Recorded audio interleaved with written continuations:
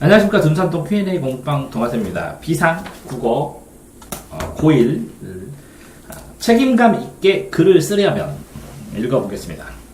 자, 우리가 나오면 일반적인 이론이 나오겠죠. 일반적인 이론이 나오면 그 일반적인 이론의 구체적인 이론이나 아니면 그 일반적인 이론에 반하는 이론이 나오겠죠.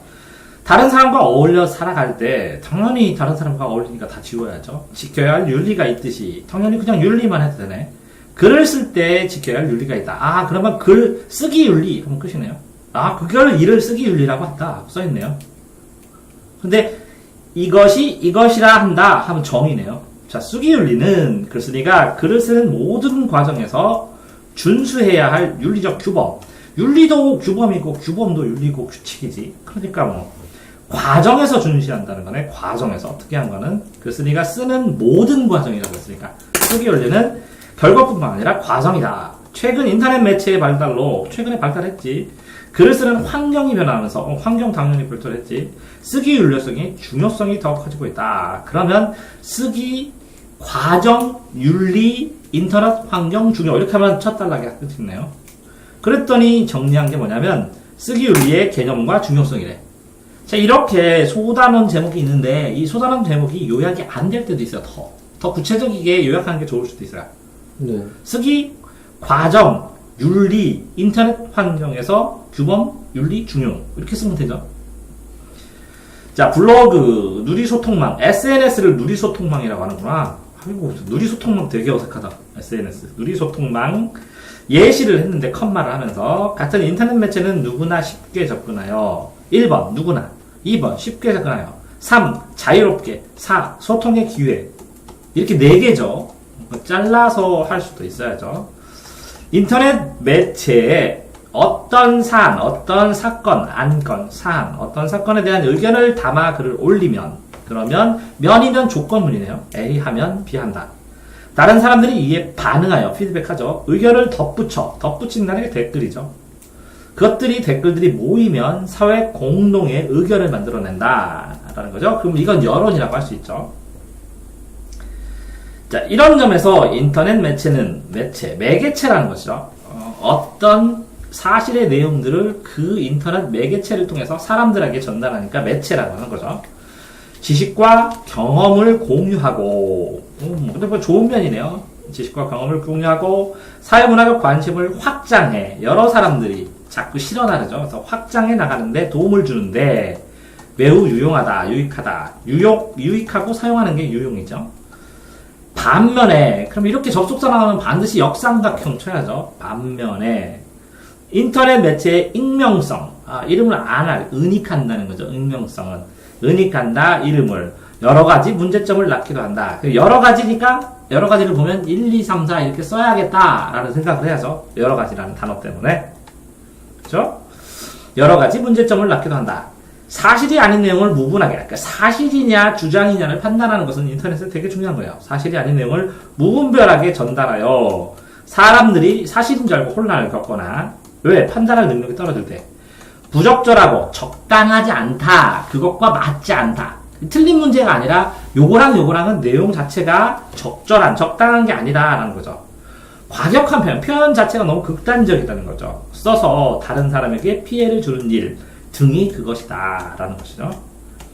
그렇게 장점 단점이 쓰여졌는데 인터넷 매체에 올린 글을 빠르고 속도가 빠르죠. 광범위하게 그러니까 불특정 다수에게 특정되지는 다수에게 넓게 퍼질 수 있다는 거죠. 외국까지. 이럴 경우 원래 상태로 돌아온다. 이게 원상회복이거든요. 원상회복이 어렵다는 거죠.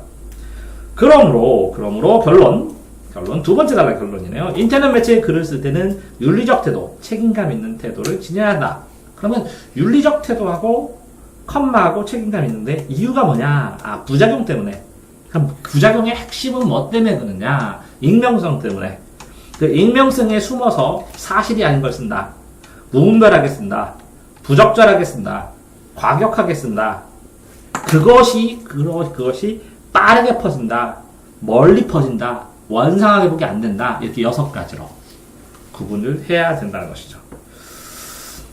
자, 그러면 뭐 핵심은 쓰기 윤리가 중요한데 그게 인터넷 환경에서 더 강조된다. 이런 식으로 두 단락을 얘기를 한 겁니다.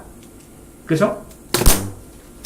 자, 쓰기 윤리는 글을 쓰는 사람이 지켜야 할 윤리적 규범이 개인적 성격을 지닌지 사회적 성격을 지닌지에 따라 구별된다. 그러면 개인적 성격을 더 포커스로, 사회적 성격을 더 포커스로, 둘 다 구분되는 건 아니에요, 사실은. 근데 어떤 게 더 포커스가 되는지라는 거죠.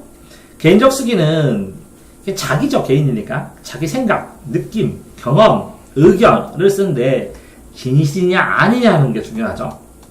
꾸며 쓰지 않고 진실로 쓴다. 근데 꾸며 써도 돼요, 소설처럼. 근데 소설인지 알아야 되는데 이걸 가짜로, 거짓으로 쓴다는 거예요. 상대방이 이게 사실인 것처럼 느끼게 써버린다는 거예요. 상상이 아니라. 그러니까 판타지 소설 사이트에다 거짓으로 꾸며 쓰는 건 상관없는데 구분되지 않게 쓴다는 거예요. 진실인 것처럼 써버린다는 거죠. 자, 예를 들어서 어떤 영화평 같은 거 했을 때, 그죠? 호응이 떨어진다. 그런데 거꾸로 호응되게, 이거 재밌어요. 이렇게 쓴다든가, 이렇게. 재미로 거짓말 친다든가, 이럴 때 문제가 발생하는 거죠. 근데 그게 뭐랄까요? 자세하게는 생각, 느낌, 경험, 의견, 이렇게 네 가지예요. 의견이 나는 이건데 반대로 쓰면 안 된다는 거죠. 거짓으로 쓴다는 거예요. 진실을. 자, 이 사례에 등장하는 학생은 지난 주말에 본 영화에 대한 글을 쓸 때 자기의 생각과 다르게 썼다고요. 다르게 썼는데 자기의 생각과 다르다는 거를 써주면 상관없지만 거짓말로 썼다는 거예요. 개인적 쓰기 윤리를 어긴 것이다. 글을 쓰는 사람의 실제 경험이 밑바탕되는 수필은 경험이에요. 수필. 부숫자에 따를 필. 붓을 따라서 자유롭게 쓰는데 글쓰기 원칙만 지키고 개성있게 경험으로 쓰는 거고, 자서전도 자기 거잖아. 자기 거 서술하고, 회고록도 과거를 기록하니까 자기 거, 일기도 자기 거예요. 이런 것들이 개인 쓰기 윤리니까. 자, 개인 쓰기 윤리는 뭐라고요? 회고록, 일기, 자서전, 수필이라는 것들. 이렇게 네 가지. 아닌 거 한 가지를 넣으면 시험이 되겠죠. 자, 이렇게 이 네 가지, 회고록, 일기, 수필, 자서전을 이렇게 써놓고 글을 조금씩 캡처해 놓은 다음에 개인적 쓰기 윤리 이렇게 내오지, 이 회고록, 일기, 자서전 이렇게 딱 써주지 않는다는 거죠. 그러니까 문종이나 갈래를 판단할 수 있어야 된다는 거죠. 자, 이러한 글을 읽는 사람들은 글의 내용을 모두 사실로 받아들이기 쉽다. 그러니까 뭐라고요? 사실로 받아들이기 쉽지만 사실인지 의견인지, 이 사실인지 적절한지, 적당하다는 거예요. 그거를 설명하기에. 사실이더라도 그걸 설명하기에 적당한 엉뚱한 걸로 설명하면 안 된다는 거죠. 자, 이렇게 이외에도 논설문과 같이 글을 쓰는 사람의 생각, 논설문은 뭐라고요? 논리적으로 설득합니다. 설득하면 이득을 얻습니다. 그러면 설득을 하려면 주장을 해야 돼요. 그러면 주안이 있을 수밖에 없는 거예요. 그죠? 그러니까 이것도 개인적 글쓰기와 관련성이 있다는 거겠죠. 네. 그죠? 자, 논설문. 의견이나 신념이 주관이죠. 주관을 입증. 근데 실제적으로는 논설문을 평가할 때는 주관은 누구나 할 수 있기 때문에 주장은 객관적인 근거가 얼마나 잘 됐느냐에 따라서 설득이 되고, 객관성을 획득하니까 일반성, 사회성을 획득하게 되잖아요. 근데 여기서 논설문도 개인적 쓰기의 측면에서는 뭐가 있냐? 그죠? 생각, 의견, 신념, 이렇게 세 글자예요. 이 단어 자체도 기억하고 있어야 돼, 내 생각에는. 논설문을 할 때 뭐라고요? 생각, 의견, 신념, 이런 말 쓸 때는 뭐라고요? 개인적 윤리와 관련된 글이다. 글로서 얘기했다. 라고 구분을 해줘야 된다는 거예요. 됐죠? 자, 그런데 사회적 쓰기 윤리는, 자, 내가 아니라 다른 사람의 생각이나 자료를, 그죠? 무단으로 베끼지 않으며, 그러니까 뭐라고요? 저작권 위반이라는 거네. 일단은, 무단으로 베낀다. 생각도 그렇고, 자료도 그렇다. 생각만이 아니라 뭐라고요? 자료도 그렇다. 기억하셔야 돼요. 남의 자료를 갖다 썼는데, 근데 무단이기 때문에 안 된다는 거예요. 그러니까 무단은 다 안 된다는 거예요. 어떤 거도. 그러니까 생각이나 자료가 포커스가 아니라 무단히 포커스예요. 두 번째는 자 그것을 사용하는데 원저자의 허락을 얻거나 출처를 명확하게 밝히는 것을 뜻한다. 그러니까 이게 뭐라고요? 무단이 아니라 허락을 얻어야 돼. 첫 번째. 두 번째는 출처를 명확하게 밝혀야 된다고. 자, 허락을 얻었는데 이거를 내 것처럼 쓰면 안 된다는 거지. 예, 출처를. 그러니까 무단이 아니면서 허락을 받는데 거기에서 끝나는 게 아니라는 거죠. 출처를 명확하게 밝혀야 된다는 거죠. 자, 인터넷 매체에 글을 쓸 때는 문헌 자료, 문헌은 책이거든요. 문헌. 문헌. 이 책 안에 있는 내용들을 전부 다 말하는 거예요. 자료에 책은 아닌 사진, 그림 파일, 음성 파일, 그죠? 음향 자료도, 효과 음향, 이런 것도 다 남의 거 저작권이 있어요. 동영상 자료, 이런 것들 전부 다 말하는 거예요. 자, 이렇게 사용하는데, 글을 쓰는 사람이 직접 생산한 자료가 아니면, 나는 거의 내가 많이 생산하잖아요? 직접 생산한 자료가 아니면 허락을 받아야 되는 게 윤리적이라는 거예요. 그게 뭐라? 자, 저작권법을 보호하는 측면에서 사회적, 윤리적 쓰기의 개념이 나온 거예요. 왜? 대인과 대인 간의 관계 속에서. 이해됐죠? 자, 지적재산권은 뭐예요? 생각에 의해서, 작용에 의해서 만들어진, 책이나, 문화, 컨텐츠나, 그죠?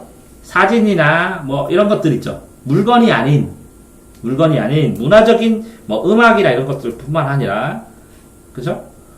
구체화된 물건이 아닌, 물체가 아닌, 이렇게 딱딱한 물체가 아닌, 어떻게 보면 소포탄, 그런 것들은 지적재산권, 설계나 이런 거. 자, 근데 이렇게 무단으로 따오는 걸 뭐라 그래요? 두 글자로? 표절. 일부를 따오든 전부를 따오든 표절이라고 합니다. 자, 이 사례에 등장하는, 그러니까 수행평가를 할 때 뭐라고요? 남의 거를 복사를 해서 그대로 했는데 자기가 쓴 것처럼 하면 표절이라고요. 그러니까 뭐라고요? 근거를 명확하게 대야 된다는 거죠. 그래서 복붙하지 말라고, 복사해서 붙이지 말라고. 자, 사례에 등장하는 학생들은 인터넷에서 찾은 글이나 자료를 그대로 베꼈어. 자, 짜집기에서 자기가 쓴 것처럼 됐어. 그럼 짜집기를 했다. 그러면, 자, 보세요. 이게 또 달라요. 짜집기를 하는데 그 내용을 그대로 구절을 넣고 조사만 몇 개 고치면 이건 짜집기가, 완전 짜집기야. 그런데 그거를 내용을 완전히 이해해서 내 말투로 다시 쓰면 짜집기 아니에요. 이해됐나요? 뭔가? 짜집기해서 짜깁기 해서 자기가 직접 쓴 것처럼 제출하니까 그러는 거예요. 학생들은 행위는 사회적 쓰기의 윤리 위반이며 나아가 다른 사람들이 지적재산권을 침해했다. 침해. 깼다. 침범했다. 침범해서 해를 끼친 게 침해예요. 일종의 범죄 행위라는 것이다. 그래서 다른 사람이 쓴 고유한 내용, 그러면 고유하지 않고 일반적인 내용은 누구나 다 하기 때문에 그냥 내 말로 써도 저작권 침해하는 건 아니에요. 이해됐어요? 고유한 내용이야. 고유한 내용이고 언저자의 허락을 받지 않고 사용하면 또 의도적으로 출처를 밝히지 않고 출처를 못 밝힐 때도 있어요. 다. 그러니까 이거를 일반적인 상황이기 때문에 누구나 다 알고 있다고 생각하고 썼는데 나중에 특정 사람이 고유한 것일 수도 있거든요. 근데 이거는 의도적이라는 건 고의라는 거야. 고의는 알고고 과실은 모르고야. 고의로 알고 하면 악이야. 과실로 하게 되면 모르고 하는 거니까 선이야. 이해되세요? 이해되세요 그거? 네. 자, 그러니까 여기서 보면 의도적으로 그 출처를 밝히는 고의적이에요. 이게 마치 자기 건 양 사용하는 걸 표절이라는 거야. 그러니까 모르고 됐을 수도 있다는 거예요. 그러니까 그 고의성을 입증하는 게 표절 시비에 굉장히 중요하다는 거예요. 표절을 추정하기도 하지만 표절은 다른 사람의 지적재산권에 피해를 끼쳐 그러면 창작의 활동이 방해가 되고, 그죠? 사회적으로 문화가 풍성해지는데 방해가 된다는 거죠. 됐나요? 자, 직접 만나서 하는 대화, 개인 간의 편지, 전화는 어떤 내용을 어떻게 표현하든 개인의 관심으로 그냥 끝난다는 거지. 1대1로. 근데 하지만 자 직접 대화를 하는데 공지된 장소에 하거나 개인 간의 편지인데 인터넷에 올리거나 전화하는데 음성에서 놀리면 사회적인 게 돼버려요. 하지만 인터넷 매체에 올린 글은 특정되지 않은 누구나 본다는 거야. 그것도 여러 명이 다수에 공개되기 때문에 그게 사회적으로 누구나 보니까 누가 베껴가서 이 사람이 썼대 하고 쩍쩍 퍼뜨릴 수 있다는 거야. 내가 공개하면. 그게 파급력이 크다는 거야. 그렇기 때문에 책임을 져야 된다는 거야. 책임감을 자세, 윤리적으로 남의 것을 표절해서 쓰지 않는 것이어야 된다는 거야. 그러기 위해서는 첫 번째, 내가 쓴 게 이게 누군가 본다. 불특정 장소로 갑자기 퍼질 수도 있다. 사회적으로 영향을 미칠 수 있다. 그러니까 내가 누군가 욕을 하면 그게 뭐라고? 쫙 퍼질 수 있다. 를 고려하고 선정하고 검토해야 된다는 거야. 그러니까 거짓말을 써놔서 저는 이게 안 퍼질 줄 알았어요. 이렇게 못한다는 거지. 인터넷에 올리면 거짓이나 허위 사실을 쓰면 누군가가 피해를 본다는 거지. 또 사실을 남아야 되는데 이거를 약간 과정하거나 이 정도는 하면 되겠지. 왜곡하거나 비틀거나 아니면 축소하거나 그러면 책임을 져야 된다는 건데, 내가 들은 게 그거고 내가 들은 게 네가 잘못 들을 수도 있잖아. 들은 그대로 써야 된다는 거지. 쓸 때는. 그치? 그렇기 때문에 이걸 내가 들은 그대로다라는 이게 나는 이게 꾸미거나 어떤 악의가 있는 게 아니다. 그냥 들은 거 썼다라고 하는 건데, 들은 거 쓰더라도 이게 퍼졌을 때는 네가 책임져야 된다는 걸 알고 있지. 보통 사람은. 그러면 아는데도 불구하고 난 고의로 쓴 게 아니에요. 이렇게 못한다. 그걸 중과실이라고 그래. 중대한 과실이라고. 그냥 몰랐어요가 아니라 너는 알고 있어. 어느 정도. 근데 고의로 한 건 아니야. 악의는 아니지만 중과실이라고. 그러면 책임을 져야 되는 경우도 발생한다고. 이해됐어요? 네.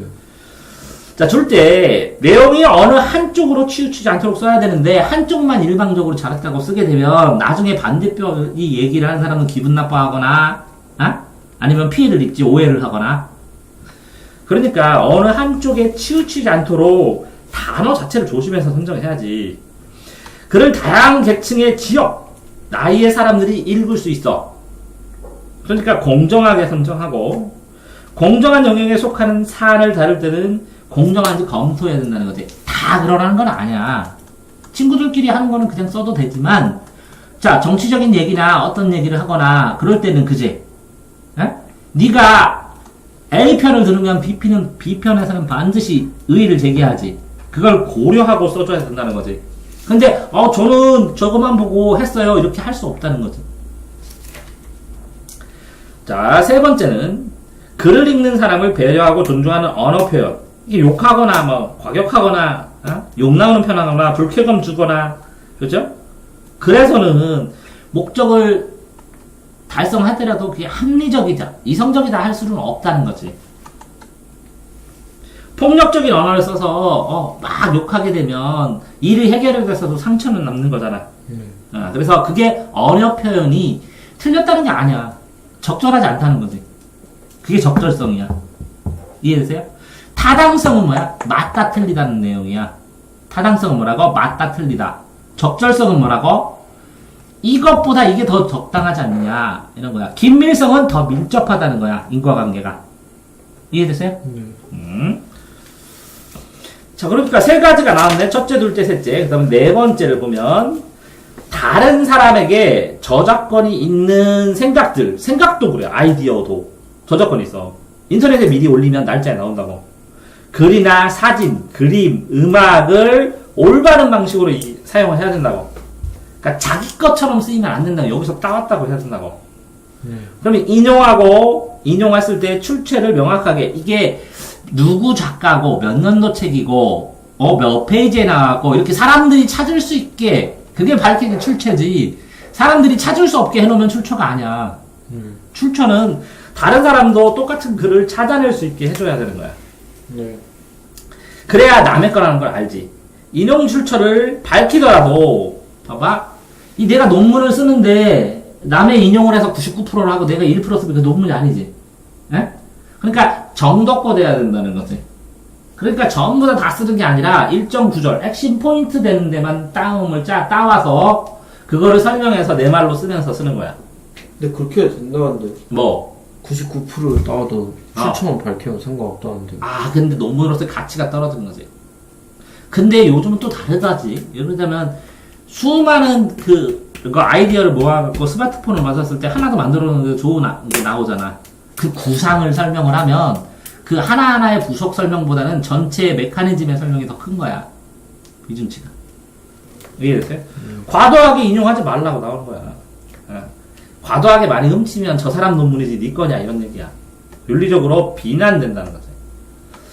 인터넷 매체는 다른 사람들의 생각이나 자료를 쉽게 접근할 수 있지만 그치? 백과사전 이런 것도 되게 많잖아. 그치? 자칫 표절로 이루어질 수 있고 저작권 침해를 할 수 있다. 그럼 5가지를 정리를 하면 4가지잖아. 그치? 하나는 뭐라고 했어? 영양 고려. 두 번째는 표절. 기울이지 않게 한쪽으로 편중 조절. 영양 고려, 편중 조절. 세 번째는 뭐야? 배려 언어. 네 번째는 뭐야? 과도 인용. 올바른 인용. 그 4가지를 기억하고 있어야 되는데. 예. 이 사례로 써줄 가능성이 크지. 이 넷 중에 4가지가 아닌 것은 하면서. 이해됐죠? 자, 정보통신 기술이 발달하고 휴대가 편리한 전자기기가 널리 보급되고 인터넷 매체가 글을 쓰는 게 일상화 항상 쓰죠. 우리는 글을 쓰는 환경이 변화한 만큼 자기가 쓴 글이 독자와 읽는 사람과 사회에 끼칠 영향과 파급력, 미치는 힘에 대해서 생각하고 존중하고 배려하고 글을 쓴다. 이를 지키면 성숙한 의사소통 문화. 결국은 목표가 뭐야? 성숙한 의사소통 문화. 뭐라고요? 성숙한 의사소통 문화. 라는 걸로 되어 있을 수 있습니다. 자, 책임감 있게 글을 쓰면 뭐 독자와 사회에 존중하고 배려한다 뭐 이런 거 나오고 개인 쓰기하고 사회 윤리하고 나뉠 때 개인 쓰기는 뭐라고? 사실이냐 아니냐의 문제지. 개인 쓰기는 뭐라고? 사실이냐 아니냐. 사실로 받아들인다는 거지. 예. 그러면 사회 쓰기는 뭐라고? 남의 거를 정당하게 가져왔느냐 안 가져왔느냐. 그 다음에 사람들이 어떻게 보느냐.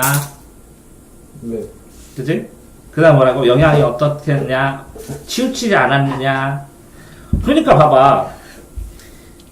사회에 미칠 영향이 적을 수도 있고, 편견이 적을 수도 있고, 글을 배려하는 것도 적을 수도 있고, 인용할 때도 뭐 좀 덜 할 수도 있는데, 진실이냐 아니냐의 문제고, 이건 상대적인 문제잖아. 사회성은 상대적인 문제지만, 개인성은 절대적인 문제야. 사실이냐 거짓이냐니까. 이해됐죠? 네. 자, 그래서 인터넷 블로그 누리소통망 뭐라고? 누리소통망 SNS. 자, 긍정 영향, 부정 영향, 인터넷 글쓰기 윤리, 문제가 되는 행동. 그러면 이 인터넷의 게시글을 보고 이게 어떤 부분이 문제냐를 찾아라 이렇게 나오겠네. 그지? 네. 그러면 이 이론을 정확하게 기억하고 있지 않으면 어떤 문제가 있는지 빠르게 찾아내지를 못하겠지. 문제점은 찾더라도 애매하게. 그러니까 정확하게 내용 자체는 개인 쓰기하고 서예 쓰기 구분하고 여기에 나와 있는 단어들 신중하게 한 단어 한 단어 봐야 된다는 거죠. 그죠? 자, 쓰기 윤리에서 자, 오류는 뭐야? 맞다 틀리다는 게 틀린 내용이 있다는 거지. 공정성, 그 다음에 배려, 그 다음에 출처, 그 다음에 사회에 미칠 영향 다 나왔고 정직하게 진실하게 사실대로 배려하면서 이렇게 되네. 네. 정직하게 쓰는 건 모든 글이라고 나오네. 진실하게는 논설문, 수필, 일기, 사실대로는 보고서, 설명문, 기사문, 배려는 인터넷 글쓰기. 이렇게 나왔습니다. 이 정도를 해서 뭐 전체적으로 한번 읽어주면서 요점 정리하는 걸로 해봤습니다. 나머지 정리해서 풀고 하시면 될 것 같습니다. 수고하셨습니다.